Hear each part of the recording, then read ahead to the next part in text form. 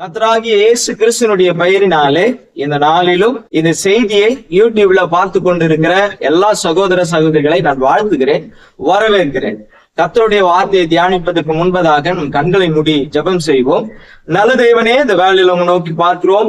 கிருபையுள்ளவரை நன்றியோடு ஸ்தோத்தரிக்கிறோம், துதிக்கிறோம். இந்த நாளிலும் இந்த வார்த்தையை எங்களுக்கு நீங்க கற்றுத்தாங்க.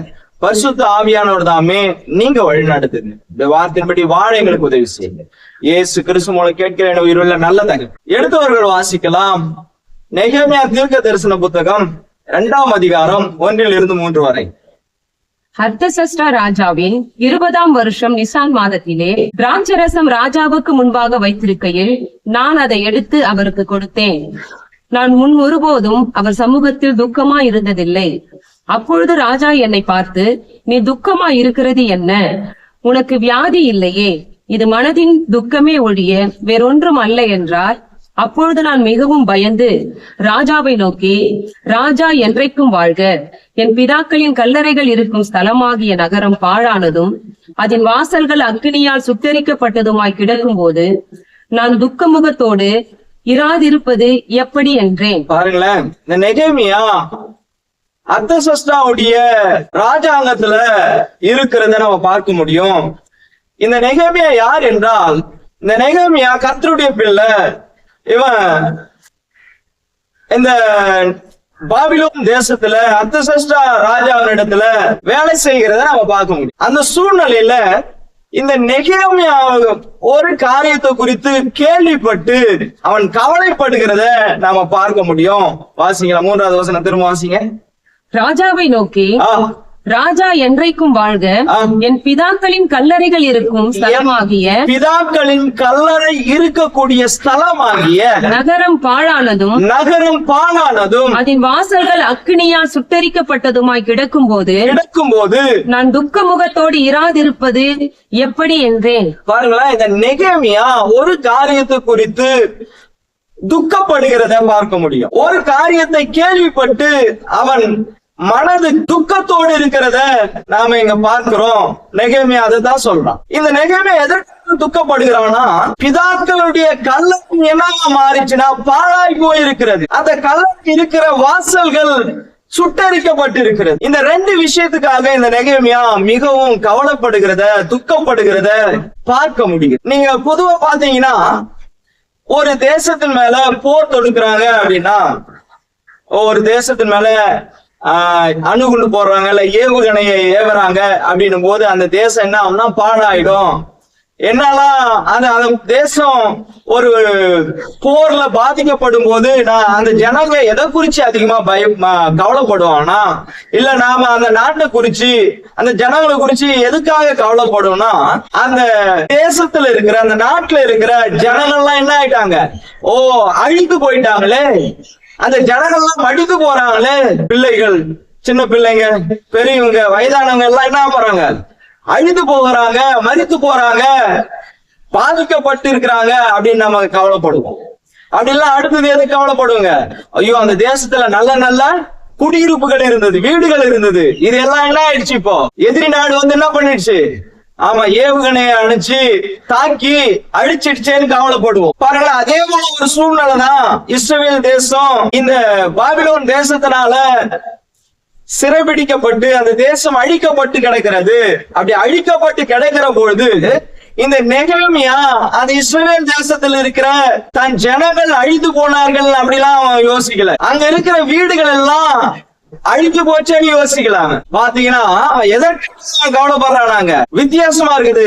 எதற்காக கவலைப்படுறானா, பிதாக்களுடைய கல்லறை பாழாய் கிடக்கிறது. பிதாக்களுடைய கல்லறை பாழாய் கிடக்கிற அந்த வாசல்கள் சுட்டரிக்கப்பட்டிருக்கிறது என்ற 2 காரியத்துக்காக இந்த நெகேமியா கவலைப்படுகிறத நான் பார்க்க முடியும். நீங்க ஜெனரலா யோசித்தீங்கன்னா ஒரு லாரிக்கே இல்லாம இருக்கிற மாதிரி இருக்கு. என்னப்பா நான் எப்படி யோசித்தேன், என்னப்பா ஒரு கல்லறைக்கா, சுடுகாட்டுக்காக கவலைப்படுவாங்க. சுடுகாடு கட்டப்பட்டு இருக்கிறாங்க, காமன் சோர் போட்டு இருக்குன்னா அந்த காமன் சோர்ல இருக்கிற வாசல் இடிஞ்சு போய் கிடக்குது, அந்த வாசலுக்காகவா அந்த வாசல் வந்து சுட்டரிக்கப்பட்டு இருக்குது, இதுக்காகவா ஒரு மனுஷன் கவலைப்படுவான் அப்படின்னு நமக்கு தோணும்.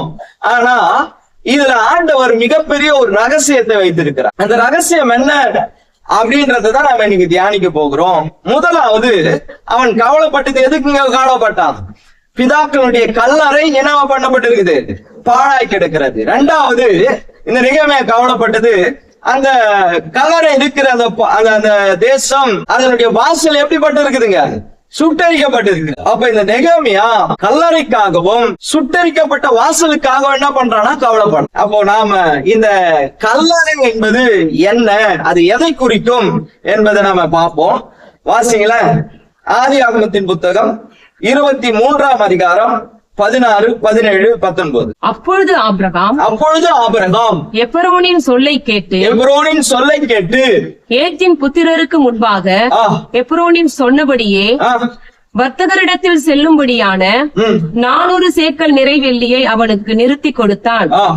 இந்த பிரகாரம் மம்ரேக்கு எதிரே மக்பேலாவில் உள்ள எபரோனினுடைய நிலமாகிய அந்த பூமியும் அதில் உள்ள குகையும் நிலத்தின் எல்லையெங்கும் சூழ்ந்திருக்கிற மரங்கள் அடங்களும். அதற்கு பின் ஆபிரகாம் தன் மனைவியாகிய சாராளை கானான் தேசத்தில் எப்ரோனின் பூமியான மம்ரேக்கு எதிரே இருக்கும் மக்பேலா என்னும் நிலத்தின் குகையிலே அடக்கம் பண்ணினான். பாருங்களேன், அதாவது கர்த்தர் இந்த ஆபிரகாமை அழைத்தார்.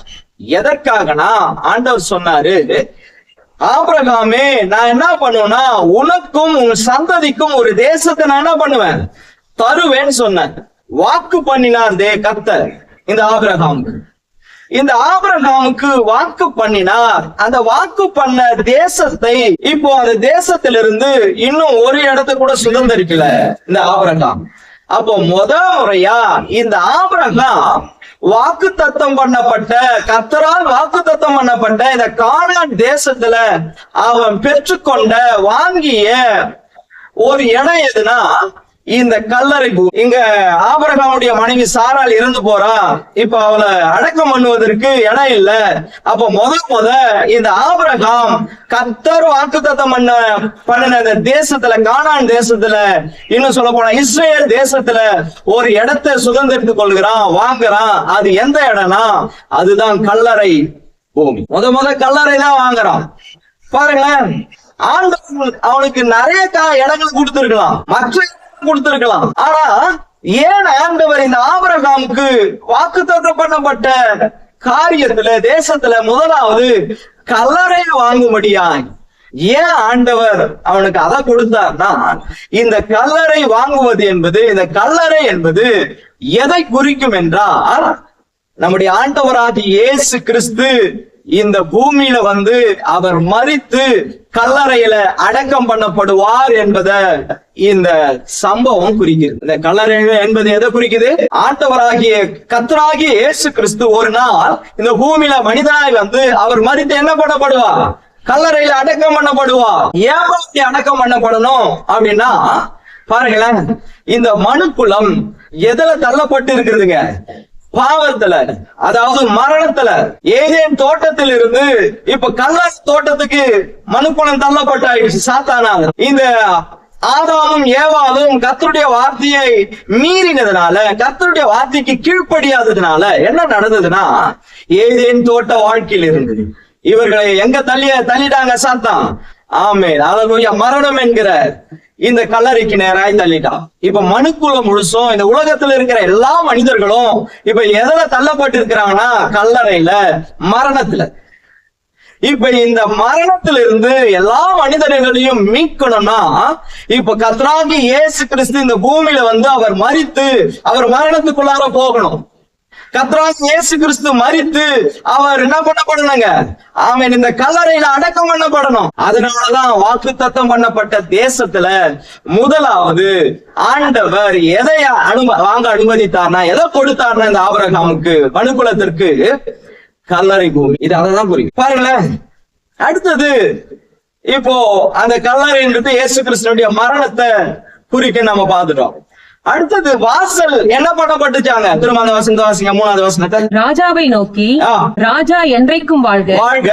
என் பிதாக்களின் கல்லறைகள் இருக்கும் ஸ்தலமாகிய நகரம் பாழானதும் பாழானதும் அதன் வாசல்கள் அக்கினியால் சுட்டரிக்கப்பட்டதுமாய் கிடக்கும் போது. பாருங்களேன், இப்போ அந்த வாசல்கள், அந்த கல்லறை இருக்கிற நகரத்தின் வாசல்கள் சுட்டரிக்கப்பட்டு இருக்கு. மனசு ரொம்ப கஷ்டமா இருக்குது, ரொம்பவே ஃபீல் பண்றான் அந்த நெகேமியா. இப்ப இந்த வாசல் சுட்டரிக்கப்படுகிறதுனா என்ன அர்த்தம், அது எதை குறிக்கும் அப்படின்னு நீங்க பாத்தீங்கன்னா, வாசிங்களா, யோவான் எழுதின சுவிசேஷ புத்தகம் 10ஆம் அதிகாரம் 9வது வசனம். நானே வாசல், நானே வாசல், என் வழியாய் ஒருவன் பிரவேசித்தால் அவன் ரட்சிக்கப்படுவான். போதுங்க.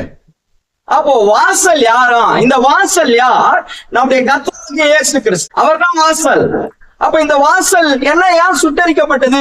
அப்ப இயேசு என்ன சுட்டரிச்சாங்களா அப்படின்னா, இந்த சுட்டரிக்கிறது அப்படின்னா என்ன அர்த்தம்னா, எப்பவுமே வேதத்துல சுட்டரிக்கப்படுது இந்த அக்கினி அப்படின்ற விஷயம் எதை குறிக்குன்னா, நியாய தீர்ப்பை குறிக்கும். இப்போ இயேசு கிறிஸ்து என்ன பண்ணப்பட்டாருங்க?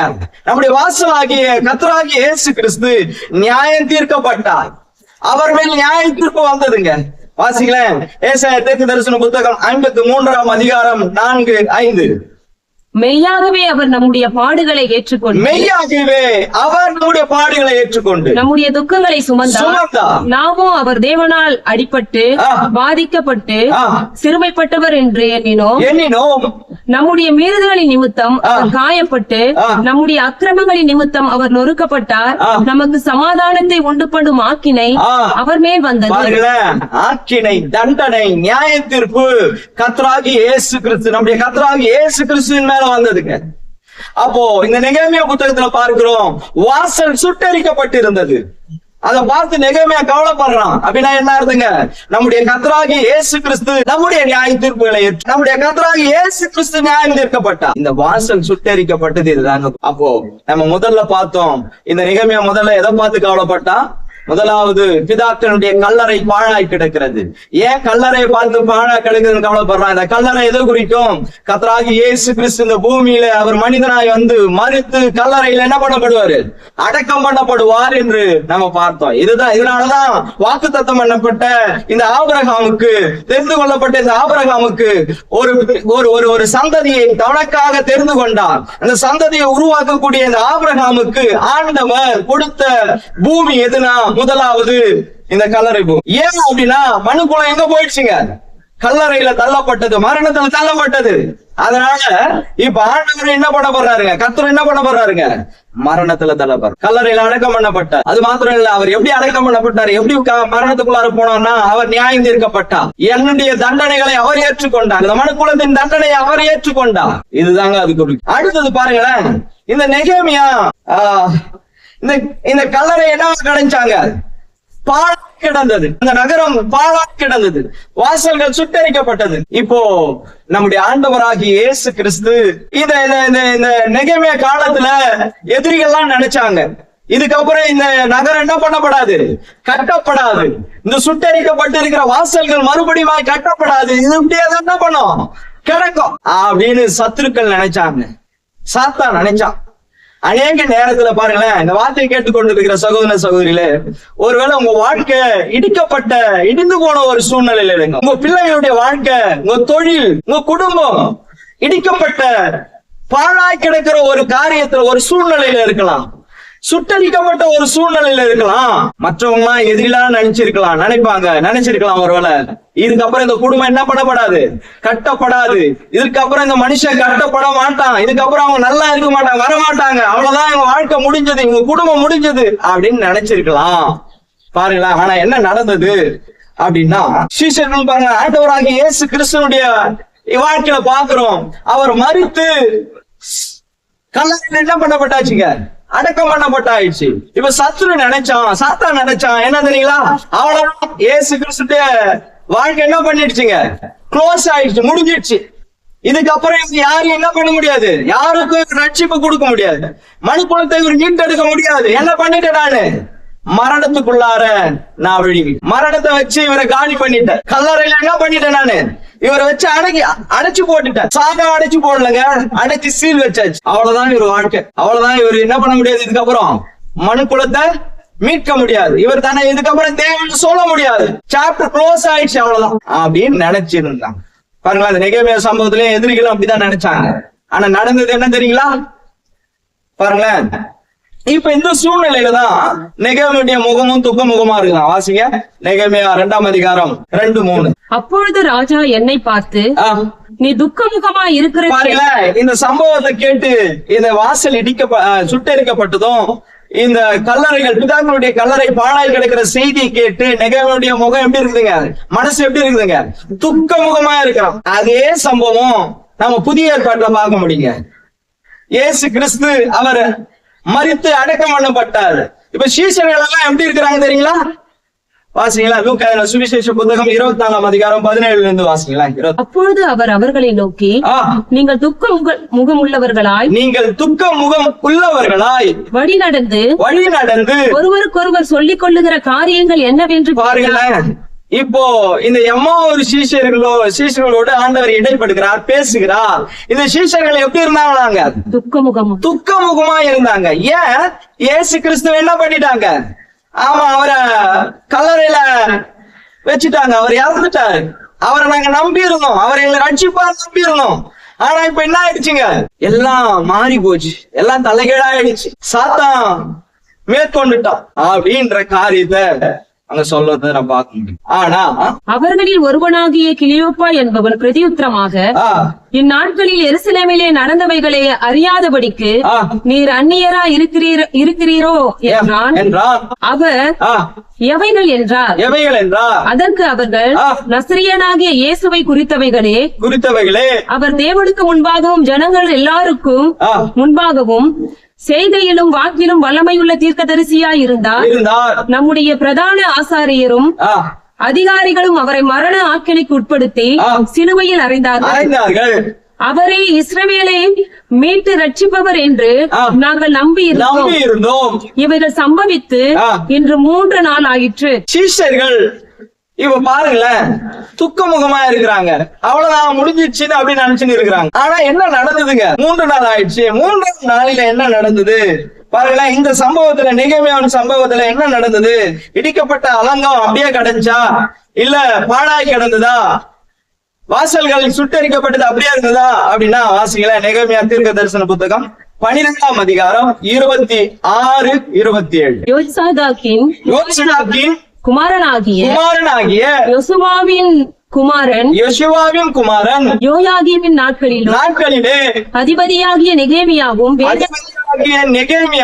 வேதபாரகனாகிய எஸ்ரா என்னும் ஆசாரியனும் இருக்கிற நாட்களிலும் அவர்கள் இருந்தார்கள். எருசலேமின் அலங்கத்தை பிரதிஷ்டை பண்ணுகையில் துதியினாலும் பாடலினாலும். அப்படின்னா என்ன அர்த்தங்க? அலங்கம் கட்டப்பட்டாயிடுச்சு. இப்ப அலங்கம் துதியினால் கட்டப்பட்டிருக்குதுங்க, நிரம்பி இருக்கிறது. பிதாக்களுடைய கல்லறை என்ன பண்ணப்பட்டாயிடுச்சுங்க? கட்டப்பட்டாயிடுச்சு.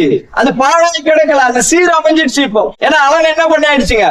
கட்டப்பட்டாய். எதிரிகள் நினைச்சாங்க அவ்வளவுதான் இந்த அலங்கம், எதிரிகள் நினைச்சாங்க அவ்வளவுதான் இந்த நகரம், அவ்வளவுதான் இந்த பிதாக்களுடைய கல்லறை அப்படின்ட்டு. ஆனா என்ன பண்ணப்பட்டுச்சாங்க? கர்த்தரால் நெகேமியா கொண்டு என்ன பண்ணப்பட்டது? கட்டப்பட்டது அந்த நகரம். பாருங்களேன், புதிய ஏற்பாட்டுல பாக்குறோம், இயேசு அவ்வளவுதான் எதிரிகள்லாம் நினைச்சாங்க. இயேசு என்ன பண்ணியாச்சு?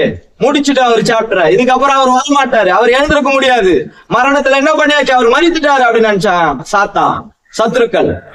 ஆனா என்ன நடந்துச்சு தெரியுங்களா? சீஷர்களும் அதை நம்பி ரொம்ப சோகத்தோடு இருந்தாங்க, ரொம்ப துக்க முகத்தோடு இருந்தாங்க. ஆனா என்ன நடந்துச்சுங்க? மத்தேயு சுவிசேஷ புத்தகம் 28ஆம் அதிகாரம் 6வது வசனம். அவர் இங்கே இல்லை, தாம் சொன்னபடியே உயிர்த்தெழுந்தார். கர்த்தரை வைத்த இடத்தை வந்து பாருங்களேன். கர்த்தரை வைத்த இடத்தை என்ன பண்ணுங்க? ஆமாங்க, இயேசு மரித்து மண்ணோடு போனவர் அல்ல. நம்முடைய கர்த்தராகி இயேசு அவர் மரித்து மரணத்துக்குள்ளார போய் என்ன தெரியுமா நடந்தது? மரணத்தை ஜெயமாய் விழுங்கி அவர் உயிர்த்தெழுந்தார். ஆமென், அல்லேலூயா. நம்முடைய கர்த்தராகி இயேசு கிறிஸ்து உயிர்த்தெழுந்தார். உயிர்த்தெழுந்து சத்துரு என்ன பண்ணாருங்க? காலி பண்ண, மரணத்தை ஜெயமாய் விழுங்கினா. வாசிக்கலாம். ஏசாயா தீர்க்கதரிசன புத்தகம் 25ஆம் அதிகாரம் 8வது வசனம் வாசி. அவர் மரணத்தை ஜெயமாக விழுங்குவார். அவர் மரணத்தை ஜெயமாய் விழுங்குவார். கர்த்தராகிய தேவன் ஆ.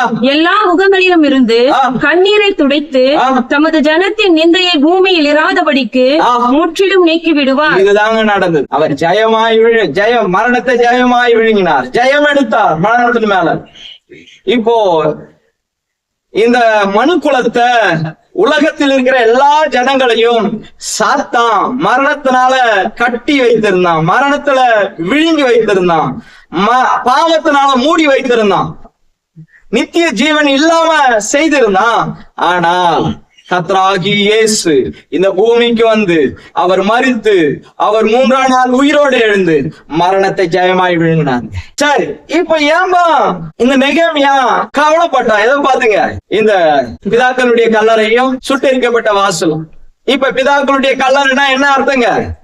பிதாக்களுடைய கல்லறைனா இயேசு கிறிஸ்துனுடைய மரணம், மரித்ததை குறிக்கும். இயேசு கிறிஸ்துடைய சிலுவை பாண்டு மரணத்தை குறிக்கும், அவருடைய உயிர்த்தெழுதலை குறிக்கும். இப்போ இந்த சுட்டரிக்கப்பட்ட வாசல் என்றது இயேசு கிறிஸ்து நமக்காக, நமக்கு வர வேண்டிய தண்டனையை, இந்த உலக மக்கள் மேல் வருகிற தண்டனையை அவர் ஏற்றுக்கொண்டார். அதுதான் குறிக்கும். நியாய தீர்ப்பு அவர் ஏற்றுக்கொண்டார். இப்ப இது ரெண்டுத்தையும் என்னங்க அர்த்தம்? இதுதாங்க சுவிசேஷம். இதுதான் சுவிசேஷம், இதுதான் ரட்சிப்பின் சுவிசேஷம். ஒரு மனுஷன் ரட்சிக்கப்படணும், இந்த சுவிசேஷத்தை அவன் கேள்விப்படணும். ஒரு மனுஷன் ரட்சிக்கப்படணும்னா, மரணத்திலிருந்து விடுதலை ஆகணும்னா, நித்திய ஜீவனை பெறணும்னா, இந்த சுவிசேஷத்தை ஒரு மனுஷன் ஏற்றுக்கொள்ளணும். அப்பதான் அந்த மனுஷனுடைய வாழ்க்கையில இருக்கிற இடிக்கப்பட்டிருக்கிற வாழ்க்கை, சுட்டரிக்கப்பட்டிருக்கிற வாழ்க்கை, சூழ்நிலை, எதிர்காலம் எல்லாம் மறுபடியும் கட்டி எழுப்பப்படும், புதுப்பிக்கப்படும். அவன் பரலோகத்துக்குரிய ஆளா மாற முடியும், கடவுளுடைய பிள்ளையா மாற முடியும். அப்பதான் இந்த சுவிசேஷத்தை சொல்லணுங்க. இந்த சுவிசேஷத்தை சொல்லணும்ன்றதுதான் நெகேமியாவுடைய கவலை. இன்றைக்கு பாருங்களேன், சபைக்கு வருகிற ஜனங்க, கர்த்தரை விசுவாசிக்கிறேன்னு சொல்ற ஜனங்க இன்னைக்கு என்ன தெரியுமா நினைக்கிறாங்க? பெரும்பாலும் சண்டே சர்வீஸ் வந்து நான் ஒரு 2 மணி நேரம் உட்காந்து கை தட்டி கடவுளை ஆராதிச்சுட்டுனா மிகப்பெரிய ஒரு தியாகமா நினைக்கிறாங்க அது. ஆனா ஒவ்வொரு விசுவாசிகளும், கர்த்தரை விசுவாசிக்கிற ஒவ்வொரு பிள்ளைகளும் அவங்க மேல ஒரு கடமை இருக்குதுங்க. அது என்ன தெரியுங்களா? இந்த சுவிசேஷத்தை மத்தவங்களுக்கு சொல்லணும், அதுக்காக கவலைப்படணும். மத்த ஆத்துமாக்களுக்காக கவலைப்படணும். நாம இந்த சுவிசேஷம் என்ன பண்ண அவங்களுக்கு நான் சொல்லணுமேன்னு கவலைப்படணும். பாருங்க, இந்த நெகேமியா அந்த செய்தியை கேட்டது என்ன பண்ணப்பட்டானா, துக்கமுகமாய். இன்னும் இந்த ஜனங்க ரட்சிக்கப்படலையே, இன்னும் இந்த ஜனங்களுடைய வாழ்க்கை எப்படி இருக்குதுங்க? பாழாய் கிடக்கிறது. இந்த ஜனங்களுடைய வாழ்க்கை இன்னும் சுட்டரிக்கப்பட்ட சூழ்நிலையில் இருக்கிறது. அப்போ சுட்டரிக்கப்பட்ட சூழ்நிலையில் இருக்கிற ஜனங்களை, பாழாய் கிடக்கிற ஜனங்களை மீட்டெடுக்கணும்னா நமக்காக ஒருவர் என்ன பண்ணப்பட்டாருங்க? மரித்தார். நமக்காக நம்முடைய நியாய தீர்ப்புகளை ஒருவர் ஏற்றுக்கொண்டார். அவர்தான் கர்த்தராகிய இயேசு கிறிஸ்து என்கிற செய்தியை நாம சொல்லுகிற நபர்களா இருக்கணும். ஒவ்வொரு கர்த்தர் அதை தான் இந்த பகுதியில விரும்புகிறார், அதை தான் சொல்ற.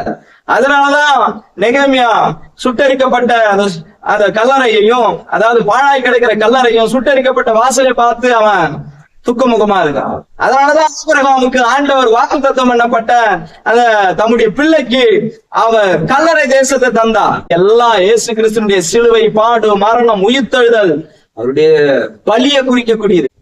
ஒரு மனுஷனை வாழ வைக்கக்கூடியது இயேசு கிறிஸ்துனுடைய பலிதான். ஒரு மனுஷனை உயர்த்தக்கூடியது, ஒரு இடிந்து கிடக்கிற மனிதனுடைய வாழ்க்கையை புதுப்பிக்கக்கூடியது எல்லாம் எங்க இருக்குதுன்னா இயேசு கிறிஸ்துனுடைய பலியில். கர்த்தருடைய வார்த்தையை கேட்டுக்கொண்டு இருக்கிற சகோதர சகோதரி, ஒருவேளை நீங்க உங்க வாழ்க்கையில கேள்விக்குறியோடு இருக்கலாம். என் வாழ்க்கை முன்னேறாதா, என் பிள்ளைகளுடைய வாழ்க்கை முன்னேறாதா அப்படின்னு நீங்க கேள்வியோடு நின்று கொண்டிருக்கலாம். இன்றைக்கு உங்களுக்கு ஒரு நற்செய்தியை சொல்றேன். கர்த்தராகிய இயேசு கிறிஸ்து உங்களுக்காய் பலியான, அவர் பலியாகி 3ஆம் நாள் அவர் கல்லறையில அடக்கம் பண்ணப்பட்டு 3ஆம் நாள் உயிரோடு வந்தார். இந்த செய்தியை நீங்க விசுவாசிக்கும் போது உங்களுடைய எல்லா நியாய தீர்ப்புகளையும் அவர் ஏற்றுக்கொண்டார். இந்த செய்தியை நீங்க நம்புகிற பொழுது உங்க வாழ்க்கை செழிக்குங்க, உங்க பிள்ளைகளுடைய வாழ்க்கை செழிக்கும், உங்க தொழில் செழிக்கும். கண்களை முடி ஜெபம் பண்ணலாமா? நல்ல தேவனே, இந்த வேலையில நம்ம நோக்கி பார்க்கிறோம். கிருபையுள்ள ஒரு நன்றியோடு ஸ்தோத்தரிக்கிறோம், துதிக்கிறோம். இந்த நாளிலும் உடைய வார்த்தையின்படி ஆண்டவரே, இதை கேட்கிற ஜனங்கள், இதை விசுவாசிக்கிற ஜனங்கள் உங்களுடைய சுவிசேஷத்தை, உங்களுடைய பலியை, கர்த்தராகிய இயேசு கிறிஸ்து எனக்காய் தான் பலியானார் என்கிற விசுவாசிக்கிறவர்கள் தேவன் அற்புதம் செய்கிறார், தொடுகிறார். அவர்கள் வாழ்க்கையை கட்டப்படுத்தார், புதுப்பிக்கப்படுவதாக இயேசு கிறிஸ்து மூலம் கேட்கிறேன் உயிருள்ள நல்ல தகப்பனே. ஆமீன், ஆமீன், ஆமீன்.